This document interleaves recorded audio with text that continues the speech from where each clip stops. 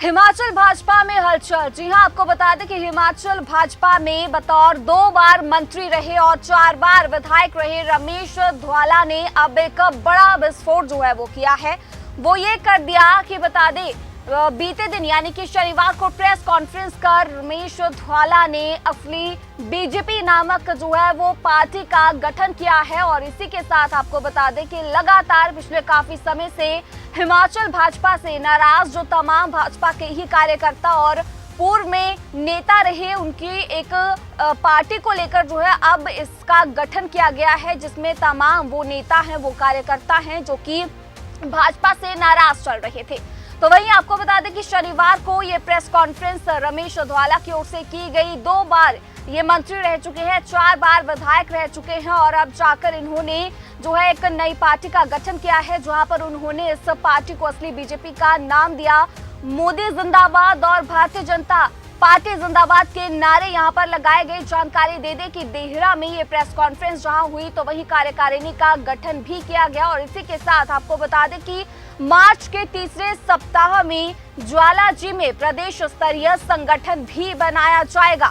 और इतना ही नहीं, रमेश धवाला ने पार्टी के जो तमाम नेता हैं, कई वरिष्ठ नेता हैं, उन पर गंभीर आरोप भी लगाए हैं कि कुछ नेता भाजपा के संगठन को हाईजैक करने का काम कर रहे हैं और जिन कार्यकर्ताओं ने वर्षों तक पार्टी के हित के लिए सब कुछ समर्पित कर दिया, उन कार्यकर्ताओं को दरकिनार किया जा रहा है, नजरअंदाज किया जा रहा है। तो वही आपको बता दें कि रमेश धवाला के इस ऐलान के बाद जो है हिमाचल में सियासत एक बार फिर गर्मा गई है। हालांकि पार्टी के गठन को लेकर पहले ही रमेश धवाला ने कई इशारे जो है वो दे दिए थे और अब आखिरकार पार्टी का गठन जो है वो हो चुका है, जहां पर उन्होंने इस पार्टी को असली बीजेपी नाम दिया है।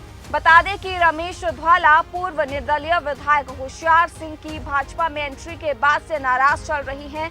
उन्होंने आरोप लगाया कि हिमाचल में भाजपा का शीर्ष नेतृत्व पुराने नेताओं की अनदेखी कर रहा है और इससे संगठन कमजोर हुआ है। धवाला ने हरिपुर और ढलियार मंडल में समानांतर संगठन के अध्यक्ष और कार्यकारिणी की घोषणा कर दी। उन्होंने कहा कि वे जल्द ही अन्य विधानसभा क्षेत्रों में भी भाजपा से नाराज नेताओं के साथ बैठकर जो है वो बात करेंगे और समानांतर संगठन बनाएंगे।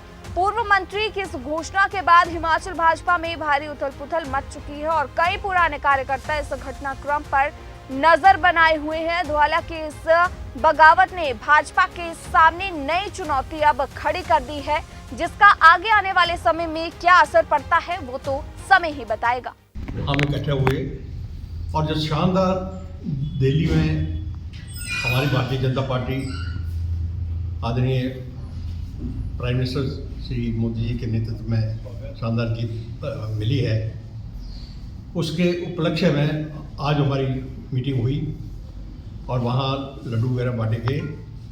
और जब वहाँ कार्यकर्ता हमारे लगभग कोई 100 के करीब था, वो सभी कहने लगे कि क्योंकि जो नई कार्यकारिणी जो भारतीय जनता पार्टी की देर में बनी है, वो कोई भी चाहे वो मंडल अध्यक्ष हो चाहे दूसरी कोई ये हो, अब बाकी तो अभी कार्यकारिणी बनी नहीं है, लेकिन जब 22 तारीख को आदरणीय श्री विपिन परमार जी यहाँ बजट के बारे में ब्रीफ करने के लिए आए थे, तो किसी भी हमारे कार्यकर्ता को, अब वरिष्ठ कार्यकर्ता जिन्होंने रात दिन मेहनत करके भारतीय जनता पार्टी को एक सुदृढ़ एक संगठन को बनाया, किसी भी हमारे कार्यकर्ता या हमारे पदाधिकारी को विश्वास में नहीं लिया गया। इसलिए सभी ने ये जोर देकर कहा और धवाला जी को सभी ने रिक्वेस्ट की कि आदरणीय धवाला जी, आपके नेतृत्व में भारतीय जनता पार्टी जो है वो एक मजबूत संगठन रहा है। हमें दुख होता है कि भारत की पूरे देश में प्रदेश में हमारी एक शानदार हमारा एक रिकॉर्ड रहा है और देरा का एक शानदार रिकॉर्ड रहा है, लेकिन जिस तरीके से एक जो नोविस जो कार्यकारिणी बनाई गई है, जो संगठन बनाया गया है, उनके हाथों में ये कमांड दी गई है, तो हमारा ये दायित्व बनता है, सभी ने कहा कि हमने खूब पसीने से इसको सींचा है, अपनी सारी जो हमारी जितनी भी ताकत थी इसको मजबूत करने के लिए हमने सींचा है।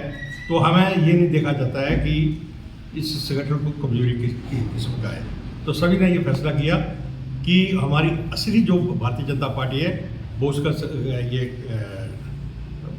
बनाएं। तो सभी ने एक मत से पूरे देश में ये हमारे फिलहाल हमारे मंडल अध्यक्ष ढलेरा के और हरिपुर के मंडल अध्यक्ष को ये नियुक्त किया है।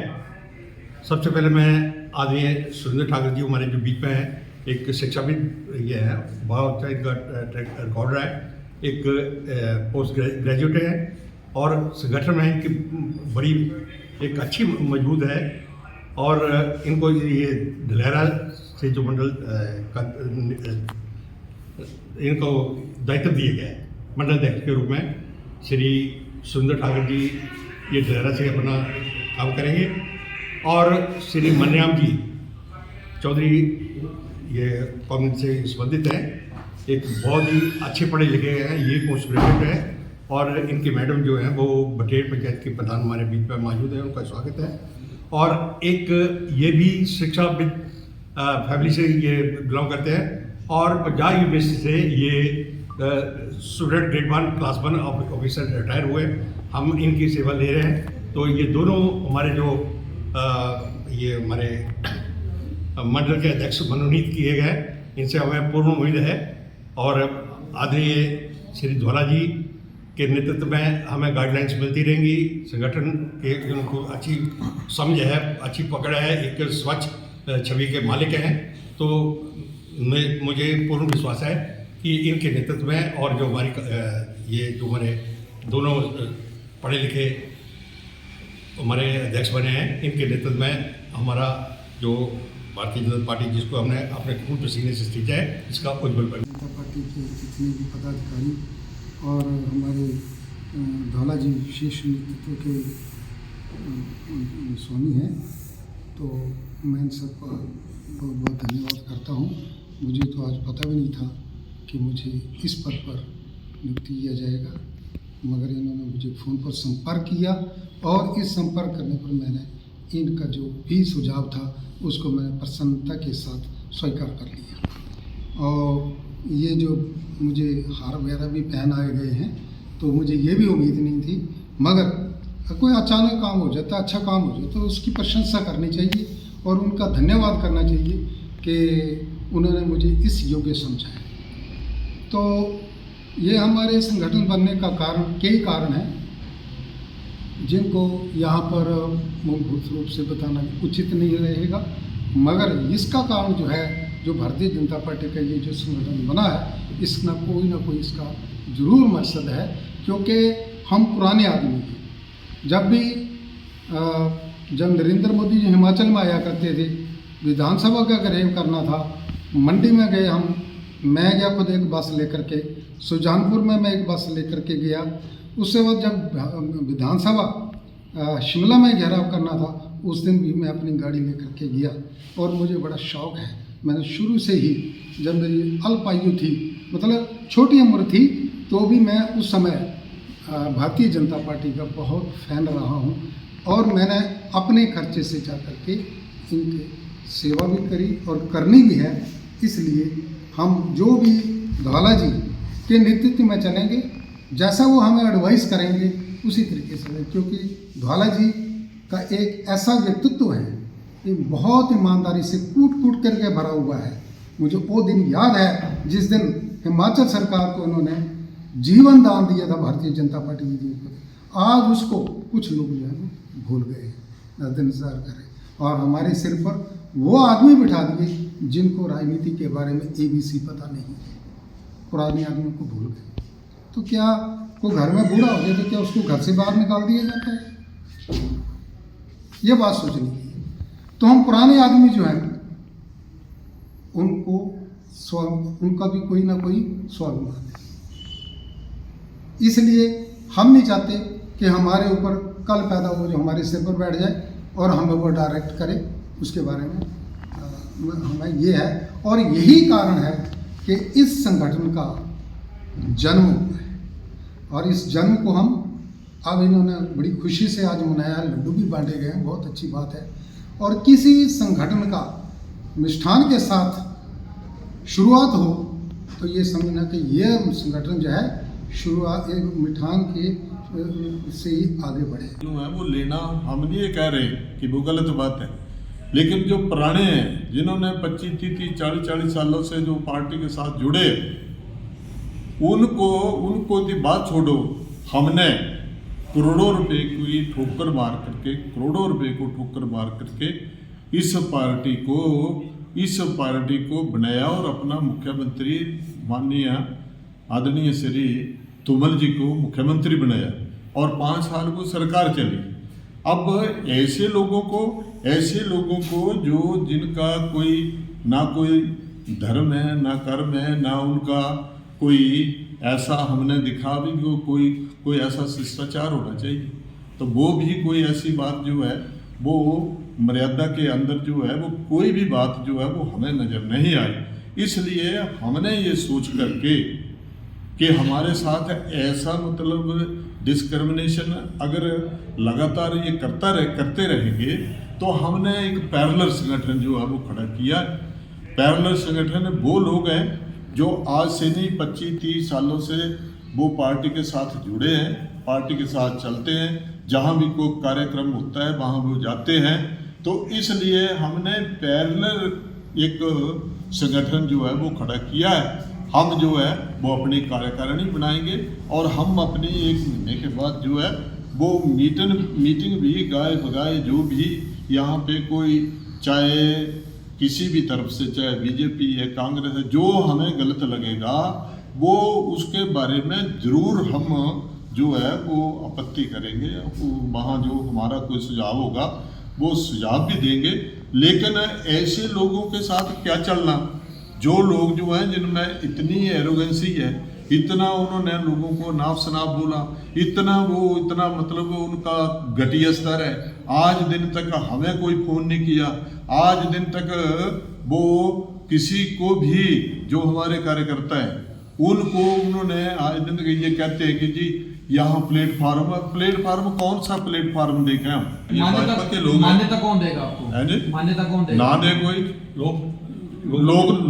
लोगों की मान्यता चाहिए। उनकी क्या मान्यता चाहिए? ऐसे लोगों की मान्यता जिनका दीन मजहब धर्म कर्म कोई है नहीं, उनकी मान्यता चाहिए? या कोई जो हमें ऐसे ब्लैकमेल कर रहे हैं, वो ब्लैकमेल कर रहे हैं भाई जी हमने शिकायतें की, ऐसे हमारे बंदे जो हैं वो पार्टी से निकाल दिए, ना कोई इंक्वायरी, ना कोई नोटिस, ना कोई कुछ, तो उनसे क्या हमने परमिशन लेनी है? ये परमिशन लोगों की है। ये हमारा संगठन जो है वो जो है वो इनके संगठन में नहीं जाएंगे हमारे लोग जो है, ठीक है, वो यहाँ आएंगे तो फिर देखेंगे कि हमने क्या करना है। अब आप असली भाजपा बोल रहे हैं अपने संगठन का? असली A1 पार्टी के जो लोग हैं बीजेपी के, वो ही संगठन जो है वो हम खड़ा करने जा रहे हैं। ये सिर्फ देहरा में ही है या पूरे प्रदेश में भी है? ये सिर्फ देहरा में ही बनाया ये है? देहरा में, मैं को प्रदेश की बात नहीं कर रहा हूँ, प्रदेश की करेंगे 25-26 तारीख को, फिर बताएंगे वहां पे, ठीक है ना। ये जो पार्टी के जो हमारे बड़े नेता है ना, ये अपना रास्ता जो है वो भटक चुके हैं, और भटक चुके हैं उसका कारण ये है कि 10-12 लोगों को, जो 10-12 लोग कांग्रेस के कुछ जो पहले आए थे तो वापस चले गए, डेपुटेशन खत्म हो गया, और आगे 10-11, और उसके कारण ही हमारे लोगों जो हैं वो उनकी आज जो पार्टी की तहस नहस हुई है वो इनकी बदौलत हुई। अरे भाई, जिन लोगों ने पार्टी के लिए सब कुछ कुर्बान कर दिया है, करोड़ों रुपए को ठोकर मार करके इनका समर्थन किया, अब एक वोट डाल दिया एमपी के लिए, वो सर्वे सर्वा हो गए,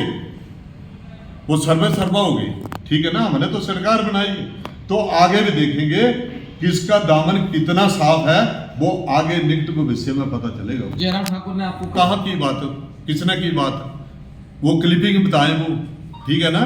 वो कहाँ करनी, वहां रानीताल प्लेटफार्म पर करनी बात है। किसी प्लेटफार्म पर कह रहे ना कि किसी प्लेटफार्म पर, कहाँ जो बुलाते नहीं है, जो बुलाते नहीं है ना, हमारे बंदे जो हैं, पुराने कार्यकर्ता जो हैं, वो किसी भी इस कार्यकलाप में ना उनको बुलाते हैं, ना उनको कोई जिम्मेवारी दी गई है, तो फिर क्या करें। कार्यकर्ताओं की जरूरत नहीं है, लेकिन क्योंकि हम भारतीय जनता पार्टी से जुड़े हुए हैं, मोदी जी के नेतृत्व में देश आगे बढ़ रहा है, ध्वाला जी जैसे ईमानदार आदमी हमें गाइड करने वाले हैं, और हमने भी सोचा क्योंकि हम भी 20-25 वर्षों से भारतीय जनता पार्टी की सेवा कर रहे हैं, तो क्यों ना हम भारतीय जनता पार्टी को, अगर वो जो नया संगठन बना उसको हमारी आवश्यकता नहीं है, तो हम ज्वाला जी के नेतृत्व में भारतीय जनता पार्टी को सशक्त करने का कार्य करते हैं। तो इसी में इन्होंने हमें ये एक पद दिया है।